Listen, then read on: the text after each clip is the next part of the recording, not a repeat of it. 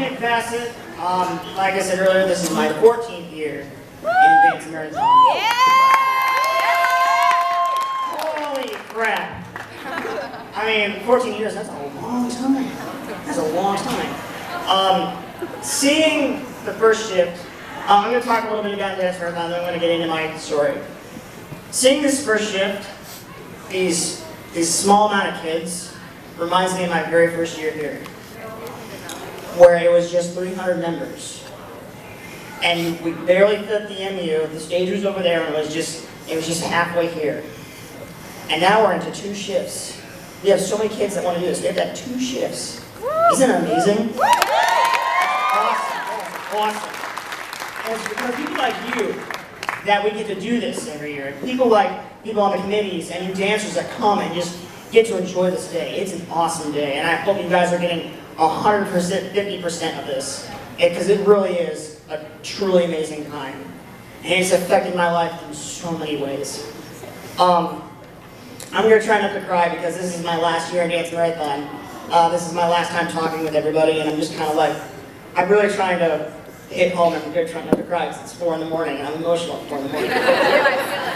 But to go on with my story, I have a disease called scoliosis, which is the curvature of the spine that was caused by a non-cancerous spinal cord tumor. Most of my operations were at the Blank Children's Hospital, but when they couldn't do anything more for me, they sent me over to the hospital over in Iowa City.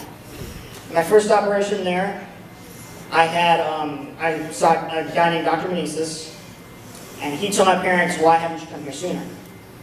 So his immediate thing was to take action and have surgery.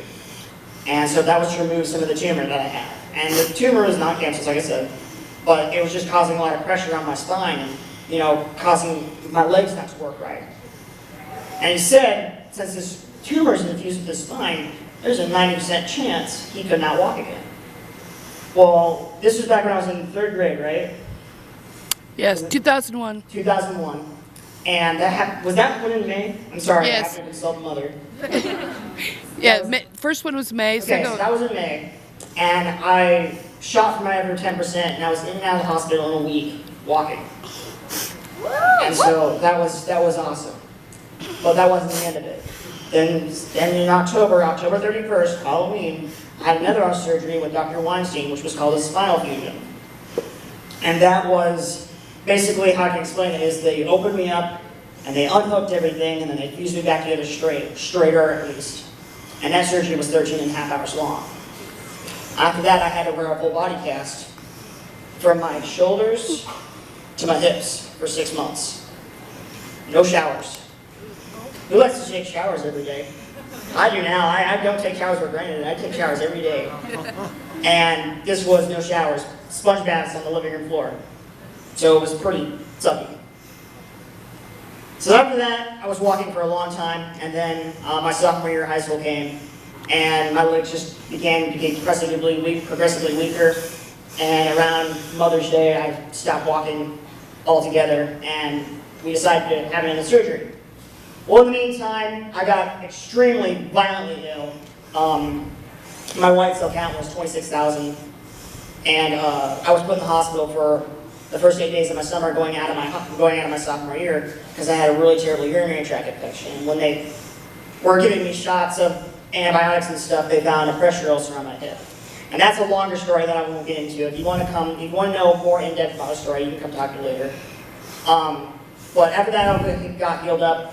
I got involved with my high school track team in my senior year because the pressure ulcer was so deep that it was about the size of a grapefruit after they debrided everything, and it was all the way down to the sheath of my bone. You could see my bone when they took off the bandages.